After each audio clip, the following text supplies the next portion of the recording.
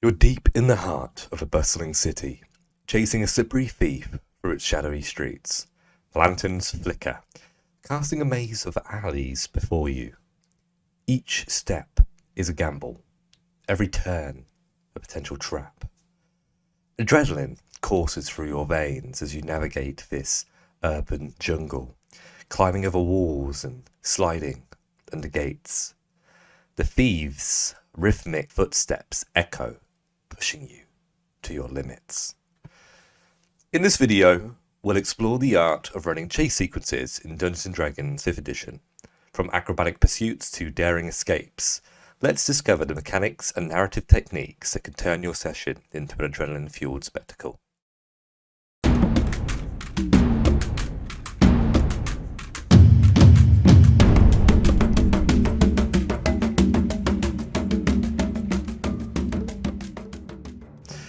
Hello everybody, and welcome back to The Lair. This is a topic that I felt had a lot of value, and I find that it's quite difficult to make chase sequences or races dramatic. As always, make sure you guys hit the like button and subscribe to the channel if you haven't already to support me as I move this channel into 2024. Thank you very much, guys. Today we're going to be talking about two different ways to run a chase sequence, so you can decide which one is better for you and your campaigns. The first one is more simple and relies on a little bit more planning for you, but once you've done the planning, it's a lot easier to execute. Players roll a series of checks that increase in difficulty over the course of the chase. It's up to you to determine what you would like to set the DCs as. In Shadow Dark, I'd set them to 9, 12 and 15 because those are the difficulty class ratings. Well, obviously there's 18 as well, but for this example, I'm just using free rolls, right? In D&D 5th edition or a similar system like that, I'd do something along the lines of like 10, 15, 20. And this is because, proficiency and expertise can give players pretty high bonuses, even at lower levels. You can have like a +5, +6, +8, +9 if you've got expertise, right? It's pretty nutty. I've got a level 3 rogue in an IRL game that I'm playing at the moment, and he has +9 to stealth. So he's very, very, very, very good at stealth. But it's best to describe the sequence and decide which stat or skill is going to be applied to each roll. Is the first check going to be a strength or athletics check to climb over a wall, or is it going to be a dexterity or acrobatics check to nimbly climb a ladder? Your narrative skills need to be fast, but descriptive enough in order to keep your players hooked and kind of focused on what's going on. Chases are supposed to be fast, so I honestly try not to be too slow when progressing it. If a player fails one of the DCs, they are out of the chase. No re-rolls, no opportunities to get back in. They are just out of the chase as they're not able to keep up.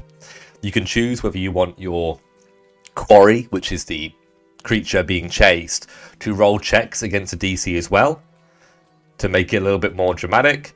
But I do find it pretty deflating if I just roll like shit and the person being chased, the quarry, fails their first check and gets captured. So it's really up to you to make that distinction. And I think for chases that matter less, it's definitely more likely that I'm going to have them roll against the DC as well as the players. But for a chase that I really think is going to have a lot of narrative impact or is going to progress the story, like chasing the assassin who just killed the king, I don't really want the assassin to roll a check. I just want the players to see if they can actually succeed, if one player can succeed all 3 checks. Obviously, another example would be like a pickpocket, so I definitely allow like a pickpocket to roll the checks. At least that way, if the pickpocket actually succeeds on all 3 challenges and the players fail, the pickpocket kind of deserves to get away with some of the money of the players. And the players aren't going to feel as bad about it because, well, they did get beat. It wasn't just like, I roll 1 check, I rolled a really high stealth check, you weren't able to perceive the thief, so the thief took your money. I mean, that would really suck, right? for being able to chase the thief and the thief getting away. I mean, obviously it still sucks a bit, but it's not as big of a deal. I think, you know, you gave it your best go and the thief managed to outrun you. At least now you've got an interesting plot hook with the Thieves Guild. You know, maybe you want to try and uncover what's really going on in this town, this city, and crack down on all of the pickpocketing, the thievery, the banditry. It's cool. The other way to run races is a little bit more complex, but it's actually what I prefer to do, as I like the randomness of the events that occur and the obstacles that the party must overcome. Participants are all assigned a score. Typically, the chaser starts off at 0, and the quarry, the person being chased, starts off with an advantage. This advantage must exist, otherwise the chase is already over. Typically, I give chasers an advantage based on an initiative roll, which is easy to do, but you can also set it arbitrarily based on the competency of the creature being chased. Every round, one participant in the race, so typically a player, right, I'm not going to really rolls a d6 or a d10, up to you how many options you want to have, and I refer to a table which is provided right here. The Dungeon Master explains the scene and prompts the participants to roll a check based on the d6 result. The difference between the chaser's check and the quarry's check is the result, and is added or subtracted based on the roll to people's current position of score. Typically, the creature being chased has a static number that doesn't change from round to round. It's basically like a target number. The person who's being the quarry is a target number for all the chasers to try and reach. And if you reach that number, you can catch him. Let me explain it like this. If Jim, who has a chase score of 0, is chasing Sarah, who has a chase score of 10, both roll a strength check to climb over a wall, Jim's position will change based on the result. If Jim rolls a 16 and Sarah rolls an 11, the difference between their rolls is 5, right? So that means that Jim, who rolled higher, gets to move 5 points forward towards Sarah, putting him at a score of 5 in comparison to her score of 10. That is a static number that doesn't change. If Jim had rolled a 11 and she rolled a 16, that would put Jim at -5, putting him behind his starting position and pretty close to being out of the race completely. And I usually set a number to define that. I would, in this situation, set that number as -10. You know, Sarah's at 10, -10, you're out of the race. And this means that Jim is only one more lousy roll away from being out of the chase completely. I'd encourage players to be creative in these situations and actually allow them to potentially use their abilities, spells, and creative thinking to overcome the obstacles that are in front of them. You can easily reward them with advantage on the actual check of the challenge if they use a spell that makes it easier, like Mold Earth, for example, is a good one. Or you could allow them to roll a different check on the challenge that makes sense and will likely give them an increased chance of success, like acrobatics for a rogue, if it's, something like that.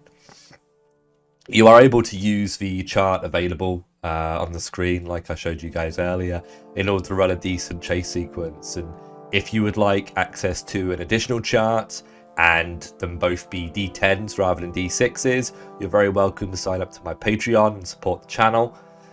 And on my Patreon, you'll find a lot of other mechanics, systems, and charts that you guys can use in your games. One of my favorites is my Fame system, which allows your player characters to gain celebrity status over the course of their careers.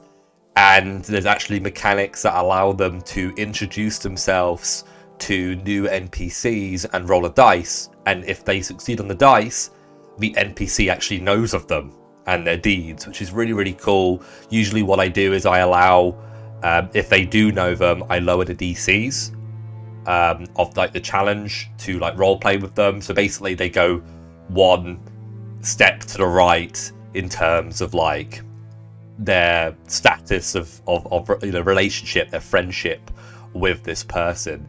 So they go from like being neutral to friendly, or hostile to neutral, as an example. So there is that kind of opportunity there, which is really, really cool.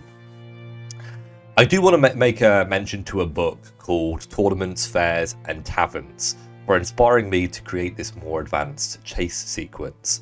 This book has a variety of mini games which you can start running at your tables. Anything from arm wrestling to jousting, archery, drinking contests, and festival games. I've used some of these games in my campaigns before, and they've always been very well received by my players, and they follow the same kind of structure and rules to the more complex chase system that I've kind of shared with you guys today. The book is also inexpensive, only costing $2.99 as of right now, which is just incredible for a book with this much knowledge and information in. I don't normally review books that are expensive, and typically the reason why is I don't really think they're worth it. But honestly, there are so many good books out there, so many good resources out there for $5, $10 that have pages upon pages of useful information that you can use to really spicing up your games. Anyway, thank you guys for watching this video. Let me know what you think of the chase sequence systems that I've shared today, and whether you have actually ran a chase like this for your players in your campaigns before. I'll see you guys next time on Loki's Lair. Until then.